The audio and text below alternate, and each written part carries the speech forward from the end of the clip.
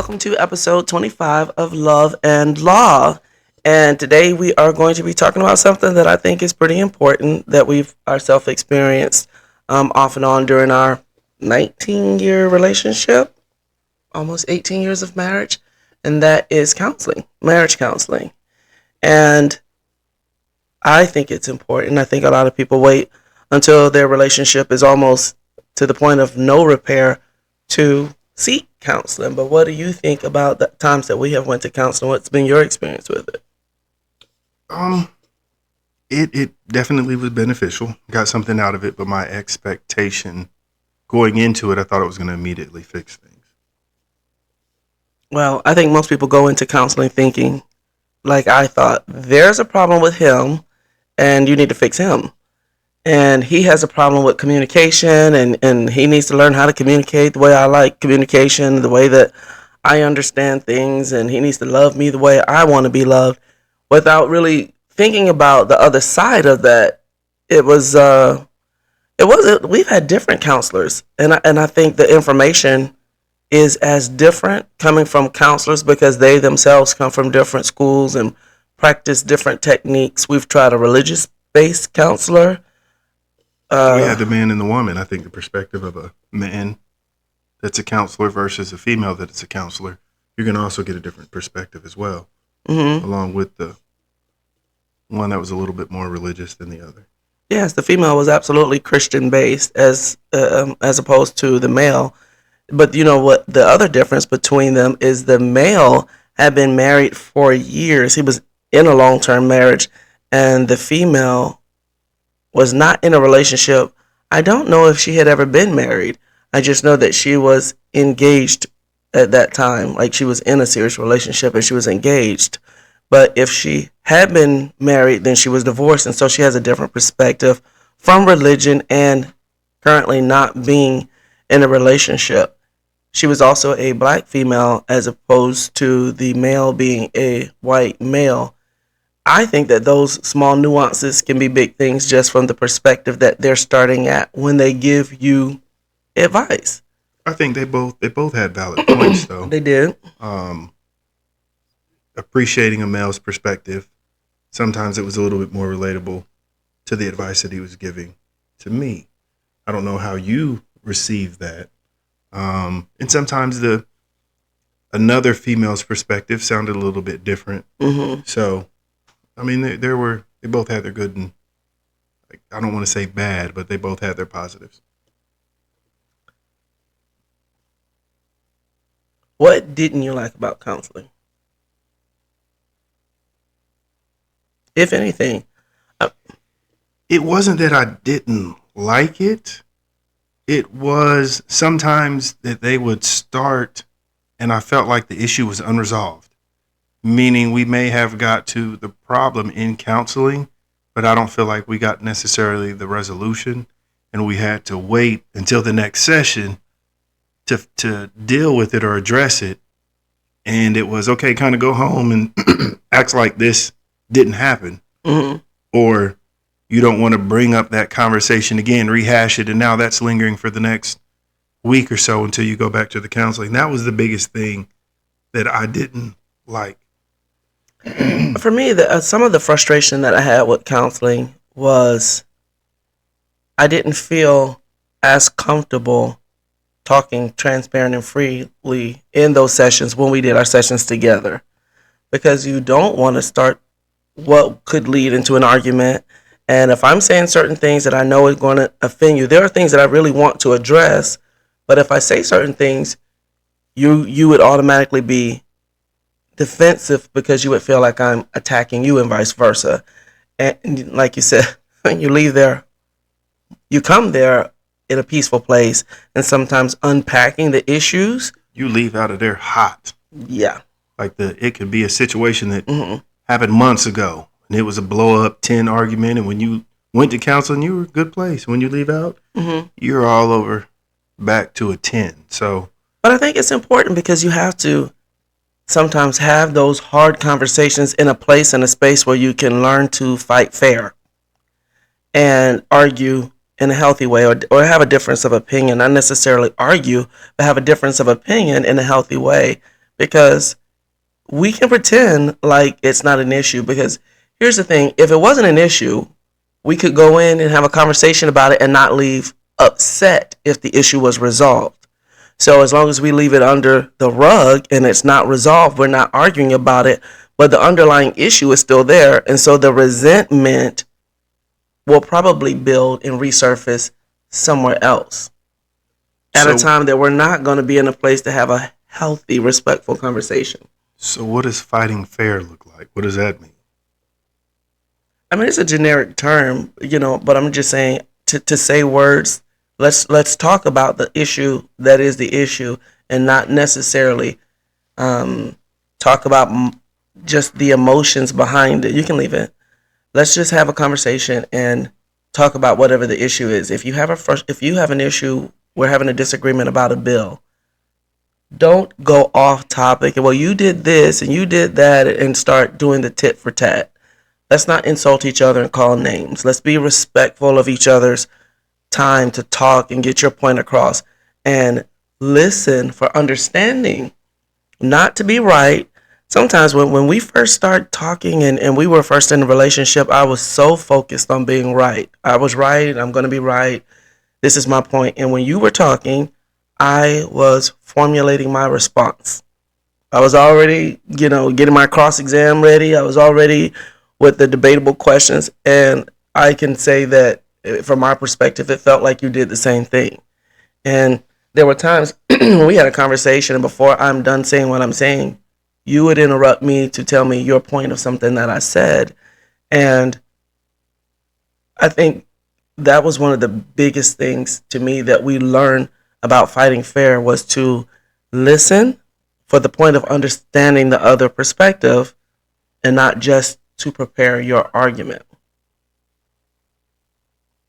That's what I mean by fighting fair. Outside of in addition to fighting fair, I would say, um, Brandon, your cousin, said something to me, and I say this to you all the time, that he reminded me there were times that we would get into an argument and I would be frustrated or angry about something you did or didn't do. And he was like, Tess, you got to remember his intentions and his heart.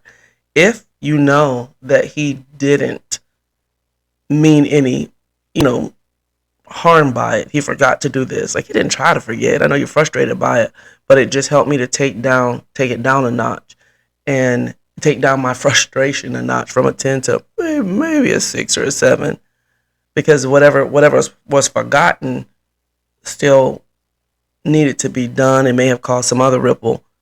So it was still frustrating, but it was just something that stuck with me in fighting fair. It wasn't even about a fight in that moment. It was just about where I came to the disagreement with. I'm not at a 10 because it wasn't intentional.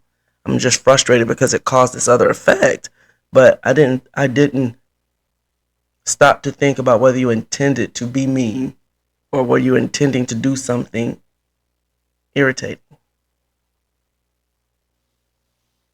I think at least my biggest takeaway from counseling in outside of the fighting fair was, I guess, learning your person. And although you have a knack for explaining things, and in learning my person, it's just the way that you communicate. And that used to put me, like what you said, on the defensive a lot. And learning my person, it wasn't a knock, but it was you trying to explain the point and not trying to belittle me or the situation. And that was just something through the counseling that I learned, that this is just the way that she communicates, and you need to do a better job of listening to what she's saying, not reacting to what she's saying. And that took some time, but it was something good that I think that I got out of the counseling. The learning your person, we have two completely different communication styles. Absolutely. And I need a lot more information to make decisions. And because I need a lot more information to make a decision, I ask a lot more questions because I want to know, sincerely, because I'm curious and I want to know and I need to know this information to make a decision. And I need to know these 10 things so I can make a decision. You needed to know about what, three, 2 to 3 pieces of information. Like, you can make a decision faster than I will. And me asking you those questions used to irritate the hell out of you, like you thought it was, well, you don't trust me. It has nothing to do with trusting you. It had to do with me understanding it for myself. I'm not the type of person I want anybody to tell me what to do just and expect me to follow them blindly. Tell me the plan. What are we doing? Why are we doing it? How are we doing it? Oh, okay, that makes sense. All right, let's go. But if you can't explain what you're doing while we're doing it and just say, hey, we're going to go over here and jump off this building. No, you need to explain to me that there'll be a parachute waiting for me. And the reason we're jumping off the building is for this. And there'll be a parachute here for your safety. And just in case this happens, there's a medic right there waiting. And we're going to jump down this way because it'll take 2 minutes. And if we go the other way, it's going to take 4 days. Because when you say jump off the building, that doesn't sound rational. So please explain. And you used to come at me with like, hey, jump off the building, and because I'm your husband, you should jump without asking a question. That will never happen. That's a no, not no. Please tell me why we're jumping. But also with that, sometimes you would explain things to me, Mm-hmm. and it still didn't make sense. So it was just, to me, it was your opinion, your perspective, Mm-hmm. but I didn't agree. I still, after you broke it down, and it was just, my favorite color is this, your favorite color is that. Mm-hmm. It doesn't make your answer, and I guess that was where some of the difficulty came in. You're like, that doesn't make sense. That's all I got for you. And what you saying to me doesn't make sense. It sounds crazy. So I'm not saying jump off the bridge, but sometimes I feel like, you know what? If you feel that strongly about it, no, it doesn't make sense, or no, I don't agree with it, but I'm going to give you the benefit of the doubt, and I'm going to roll with what you're suggesting. I'll take a chance, but it doesn't make sense to me. Well, I think that also comes, that a lot of that depends on what the topic is, how serious it is. A lot of on the same thing. For me, it just boiled down to how serious are you about it and how serious is the decision. If it comes down to like when we're getting ready to buy a car, I genuinely don't care the car. It just needs to look a certain way. Oh, I like the way it looks. When you're talking about the safety, the gas, the this, or that, I don't care. So you explain it to me like, oh, okay. You don't even need to explain it to me. It But just when it needs to comes to look them nice. kids, that's a different scenario. It is a very different scenario. When it comes to the children and decisions for the kids, that's a very, very different scenario. Of course, I care about what we do and how we do what we do with the children more than I care about a car. And so, yeah, we need to come to some consensus on that. And just because I said so, or that like that just doesn't work. That's how my mom, that was her parenting style, was because I said so, or be seen and not heard kind of thing. And I despised it so much that it's probably just, ingrained in me not to operate in that way. I think when it comes to the counseling, um, going back to the marriage counseling, I think in a perfect world, like we have done counseling off and on for years in our 19 years. Some intensive and some more routine, but I think in the best course of action to have counseling be more of a proactive rather than reactive. At the times in the past that we went to counseling, we would go because things were hot like lava, like we're frustrated considering whether we're going to get a divorce, like things were like really bad, and on that last mustard seed hanging onto it with tweezers, like maybe we will, maybe we won't, maybe we'll leave, maybe we'll stay. And I think in a better practice is that practice of being proactive and going once a year, like a tune-up for your car, and going 2 or 3 times a year. Anniversary, it's our anniversary. One of the best gifts that you can give your relationship and yourself is at your anniversary. Within that month of your anniversary, go see a counselor and just talk and fine tune it, get it aligned. Let's talk about the 1 or 2 things that are anthills before they turn into Mount Everest, so that you can prevent a lot of problems. Don't wait till the communication has broken down to discuss how to tweak it, to just move it back over to center field and keep it aligned. I mean, the counseling thing, I think, is great.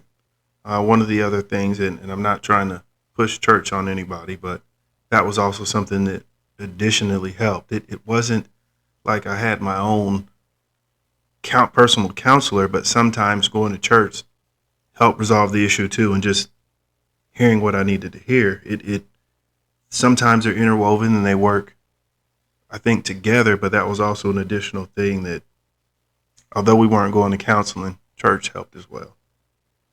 I think that's more of a personal journey for some people. Everybody's not religious based. Obviously, I didn't grow up in church. I wasn't raised in church. And I was. And wherever you seek counseling, I just think that getting there, and even for church, you were raised in church, but we as a couple don't join, are not members of a church. We don't go to church regularly. And when we went to church in the beginning, it was the same thing as counseling. Like, oh, we're arguing not. Let's go to church. And it was as soon as things calmed down, we were not going back to church. And so having that spottiness with the counseling and even the spottiness with the church is, it's better served if it was more as a routine thing. It was consistent. If it was consistent. If it was consistent, I think it would prevent. It would have prevented some of the shortcomings that came up. Yeah, and if you just went to counseling and you would just listen and just do all the things that they tell you, but just listen to her. She's amazing. She has all the answers. And then we would be, everything would be great. Everything, just listen to her. We went to counseling to fix you and all your problems so that you could, straighten up. No? Every person has their perspective and their reality on things. And, I can't tell you what your truth is or isn't, but I never heard that. You never heard what? Listen to her. She's always right. If you just listen to her, everything will be okay. Of course not. Yeah, I missed it. We should go back. Yeah, I heard do the man 2.0. should lead. You heard what? Lead who? Where? Did nobody tell you that? It's in the Bible. Y'all take the Bible and twist it 10,000 ways to say what you think it's supposed to say. Lead what? Who? Where? You can't take that one part and then just say we're going to do that one part and not do that, just like with counseling. Everything has a starting point. Mm-hmm. And if you don't get started, then you're going nowhere. So sometimes you just need to listen and not talk back. Yeah. Oh. Daryl is cracking up over there behind the camera. Lead and not talk back. Okay, it's time to go back to counseling. The next session is right around the corner. It's working. You see that? Listen, counseling. When counseling. Mm-hmm. But at the end of the day, I think counseling is definitely beneficial. It needs to be not sporadic, and I don't have it all figured out. I don't think we have it all figured out, but it's definitely something that has helped us, along with the sporadic going to church as well. But I mean, I think the counseling's biggest takeaway was just helping us with our communication. And in that, it led to some problem resolution to, okay, if this is happening, you have boundaries, you say these things, and you'll table the argument for now. Or these are things that need to be said when you get to that point of things are heated. Start with saying this phrase or holding hands. And even though it's heated, it takes a little bit of the sting or the tension off just from that personal touch. So it again, there were lots of useful tools that at least I got from counseling. Oh, I remember when the first time that she said to tell the other person, I don't want to talk about this now. We can table that. Oh, that did not go over well. Whoa, that did not go over well. Like, we're in an argument that I know is not going anywhere. I'm at a 10, you're at a 10, and then you say, we're not going to talk about this now. We're going to table this. What? Like, that did just, no, we're going to talk about it now. We're going to finish the conversation out. No, we're not. And you get up, walk out. We're not going to have the conversation. Trying to use the tools. That was an adjustment because it felt very disrespectful and insulting. And it was really to diffuse it because I can't argue with myself. It'll give the thing some time to air out and to be quiet and just let things calm down in the moment. For me, the frustration was, how do we get around having the same argument over and over and over again? And just understanding some arguments you're going to have 20 times, or some conversations you're going to have 20 times before they Because it sink still in. doesn't make sense to the other person. Some of the stuff wasn't even about making sense. It's a please remember to do this. Please remember to not do this. And like, how many times do I need to remind you to do this and to not do this? And your little sarcastic comment will be vice versa, as many times as it takes. But again, if we were having, for us, we will have an argument about something.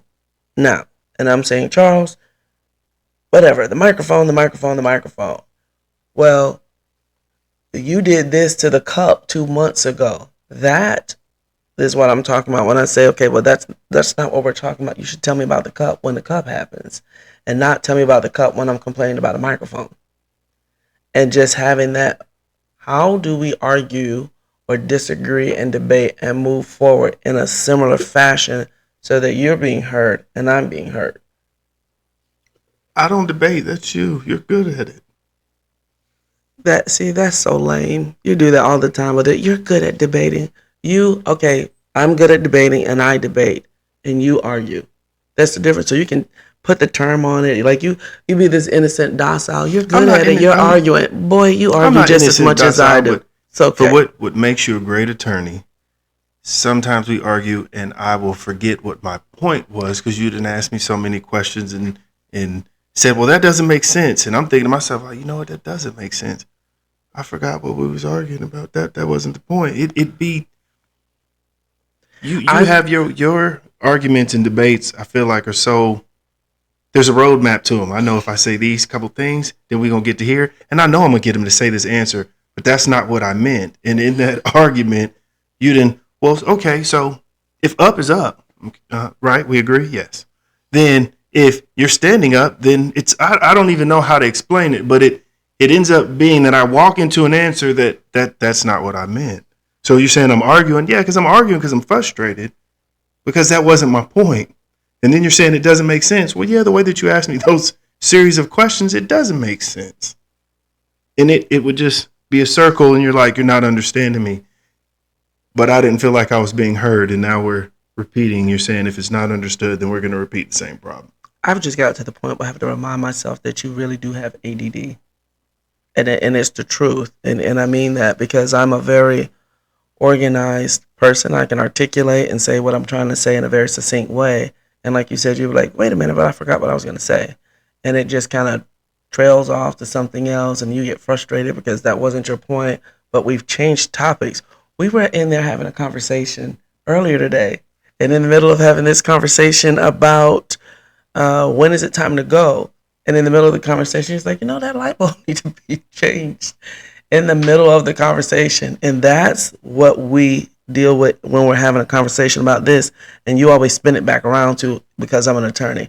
No, it's because the light bulb doesn't distract the conversation that I'm having. And we have to put your communication with my communication to figure out how we communicate effectively for us. And so 19 years later, I think that we have, through the tools of the counseling and church and practice and bumping our head against the wall. And the light bulb needed to be changed. It did. Because later on it's going to be, these bulbs need to be changed. I'm just acknowledging something before you bring it to my attention. Yes, it was a little bit off topic, but I noticed it and I said it. When is the time to bring that up? When I thought it. I'm at home and it's my house, so I felt like I was comfortable in the safety of my own home that I should be able to speak freely. And when you were getting your makeup done, I wanted to make sure that the lighting was proper and it was done properly and you looked your best. So although it may have been the timing, I also said it to make sure that the makeup person, if it needed to be addressed, I was going to take care of it then. So that's why I brought it up. Understood. See, she's learning, y'all. 18 years to train this. We still working on it, but we're going to get there. So, if you like what we're talking about, if you have any ideas or topics that you want to hear, please like, follow, share, subscribe, and we will be back for episode 26 of Love and Law. Thanks for watching.